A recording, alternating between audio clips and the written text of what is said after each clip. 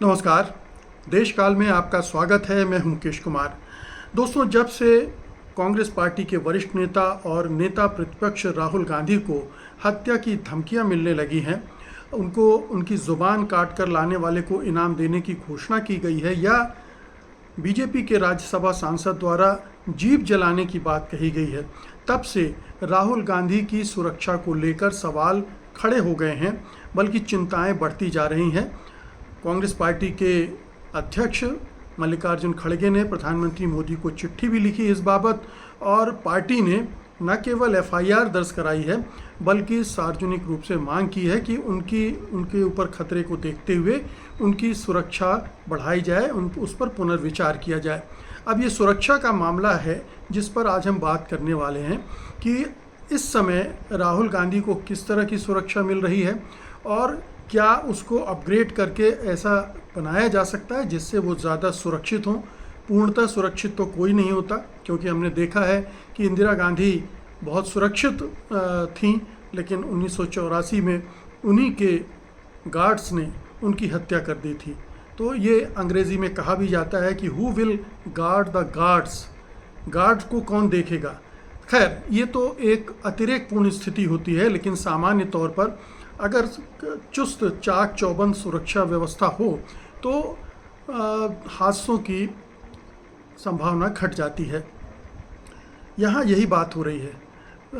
आपको याद होगा कि एक एसपीजी होता है, स्पेशल प्रोटेक्शन ग्रुप, जो कि 1984 में जब इंदिरा गांधी की हत्या हुई थी उसके बाद जिसका गठन हुआ था, और उसका मकसद ये था कि जो प्रधानमंत्री हैं, उनके परिवार हैं, उनकी सुरक्षा वो देखेगा। ये स्पेशल प्रोटेक्शन ग्रुप खास ट्रेनिंग के ज़रिए बनाया गया था। इसमें 3000 इस तरह के कमांडोज थे जो प्रधानमंत्री की सुरक्षा का काम देखते थे। 1991 में इसमें एक अमेंडमेंट किया गया और ये तय किया गया कि पूर्व प्रधानमंत्रियों और उनके परिवार को भी ये सुरक्षा दी जाएगी। इस तरह से जब राजीव गांधी नहीं रहे, उनकी हत्या हो गई, तो उनके परिवार को भी ये सुरक्षा मिलती रही। जब अटल बिहारी वाजपेयी प्रधानमंत्री बने तो उन्होंने इसका रिव्यू किया, और इसे जो ऑटोमेटिक 10 साल के लिए बढ़ जाती थी उसको उन्होंने 1 साल कर दिया, और हर 1 साल में रिव्यू का सिलसिला शुरू हुआ। 2018 में ये इसको रिव्यू किया गया मोदी सरकार के द्वारा, और 2020 4 साल पहले एसपीजी हटा ली गई। गांधी परिवार से एसपीजी की सुरक्षा हटा ली गई, और उस समय भी बहुत बावेला मचा था, बखेड़ा हुआ था कि ये राहुल गांधी और उनके परिवार की सुरक्षा के साथ खिलवाड़ किया जा रहा है, और ये मोदी सारकार किसी बदले की भावना से, दुर्भावना से ये सब कर रही है। तो हो सकता है कि सरकार ने रिव्यू किया होगा, उसे लगा होगा कि थ्रेट परसेप्शन कम हो गया है, इसलिए उसने सिक्योरिटी लेवल जो है उसको डाउनग्रेड कर दिया, और उन्हें केवल Z+ सिक्योरिटी दी गई, जो सेंट्रल रिजर्व पुलिस फोर्स हैं उसके जवान करते हैं। इसमें हर मेंबर के लिए 110 जवान होते हैं जो उनकी रात दिन सुरक्षा के लिए जिम्मेदार होते हैं। एसपीजी एक खास सुरक्षा उसको तय करते हुए केवल प्रधानमंत्री तक सीमित कर दिया गया कि जो प्रधानमंत्री होगा उसको केवल एसपीजी सुरक्षा मिलेगी। अब देखिए कि एक लिहाज से वो रिव्यू ठीक था, अगर ये देखा जाए कि देवेगौड़ा को भी वो सुरक्षा मिल रही थी, और जो दूसरे प्रधानमंत्री थे, मान लीजिए इंद्र कुमार गुजराल के परिवार हों, या अटल बिहारी वाजपेयी तो नहीं रहे थे, उनके जो निकट संबंधी हैं उनको परिवार को, तो उनको थ्रेट परसेप्शन उस तरह का नहीं था, इसलिए वहाँ इसको लेकर ये फैसला ठीक लगता है।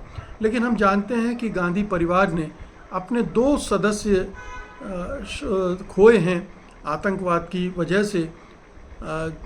श्रीमती इंदिरा गांधी की हत्या हुई थी और फिर राजीव गांधी की भी हत्या हुई थी। तो वो परिवार बहुत ही संवेदनशील स्थिति में है किसी भी प्रधानमंत्री की तुलना में, इसलिए उस परिवार को अलग करके देखना बहुत ज़रूरी है। अब देखिए कि Z+ सिक्योरिटी अमूमन लगभग सभी को मिल जाती है, जिस तरह से सरकार बांटती रहती है बहुत सारे जर्नलिस्ट तक को उसने जेड कैटेगरी की सुरक्षा दे दी है, जिन्हें कोई ख़तरा नहीं है। अभी मोहन भागवत जी की सिक्योरिटी को बढ़ा दिया गया है, उनको भी Z+ की सुरक्षा दे दी गई है। कुछ दिन पहले खबर आई थी कि शरद पवार को Z+ सुरक्षा दे दी गई है, लेकिन उन्होंने इनकार कर दिया लेने से। तो ये सरकार अगर चेहरा देख के सिक्योरिटी दे रही है या किसको खुश करना है ये देख के सिक्योरिटी दे रही तो और बात है, लेकिन जहाँ तक सुरक्षा का सवाल है वो एक बहुत ही संवेदनशील मसला होता है।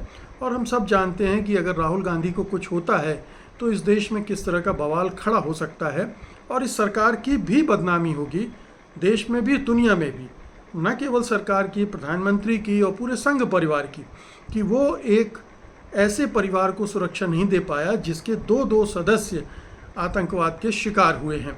और तीसरी बात यह है कि जिस तरह से हमले हो रहे हैं, और ज़्यादातर हमले हो रहे हैं, वो या तो बीजेपी की तरफ से हो रहे हैं या बीजेपी के सहयोगी दलों की तरफ से हो रहे हैं। जिस तरह की हत्या की धमकी दी वो तो बीजेपी के ही नेता थे, और जिन्होंने आतंकवादी नंबर 1 कहा वो भी बीजेपी के नेता हैं और इस केंद्र सरकार में मंत्री भी हैं।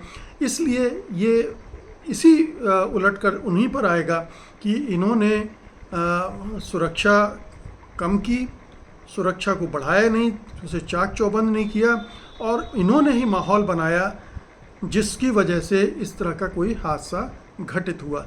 तो ये इस तरह से इस पूरे मसले को देखा जाना चाहिए कि दूसरे लोगों की सुरक्षा और गांधी परिवार की सुरक्षा में एक फ़र्क है। सुरक्षा से मतलब उनको खतरा ज़्यादा है, थ्रेट परसेप्शन के लिहाज से उनको थ्रेट्स ज़्यादा हैं, इसलिए उन्हें ज़्यादा सुरक्षा की ज़रूरत भी है। ये अगर ध्यान में रखते हुए ये सरकार सोचे तो शायद वो इस सुरक्षा को इन्हांस करना चाहेगी।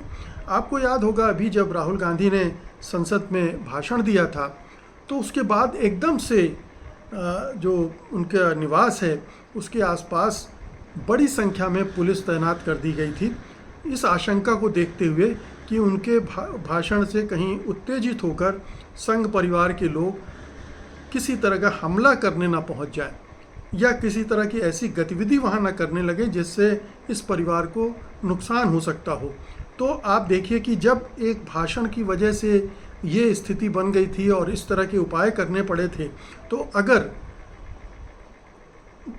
इस तरह की जो धमकियाँ दी जा रही हैं बीजेपी की तरफ से और दूसरे उसके सहयोगी दलों की तरफ से, अगर ये बढ़ती हैं, माहौल बिगड़ता है, उसमें उत्तेजना बढ़ती है, हिंसा बढ़ती है, नफ़रत बढ़ती है, और इस सरकार को राहुल गांधी की बढ़ती लोकप्रियता से भी खतरा नज़र आ रहा है, तो जाहिर है कि उसके जो भक्त हैं, मोदी भक्त हैं, वो भी इसको इस तरह से देखते होंगे और इस खतरे को एलिमिनेट करने के लिए सोच भी सकते हैं। जैसे महात्मा गांधी की हत्या गोडसे ने की थी, सावरकर के मार्गदर्शन में, ये सब जानते हैं।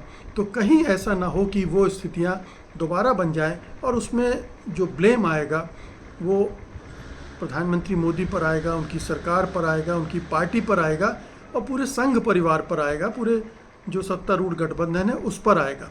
तो इस नाजुक मसले को ज़रा गंभीरता से लेना चाहिए और एक बार फिर से सोचना चाहिए सरकार को कि क्या एसपीजी की सुरक्षा गांधी परिवार को प्रदान करनी चाहिए। 3000 गार्ड्स हैं, इतने गार्ड्स की ज़रूरत प्रधानमंत्री की सुरक्षा के लिए ज़रूरी नहीं होते हैं। 3000 तो कई परिवारों की सुरक्षा के लिए नियुक्ति तैयार किए गए थे।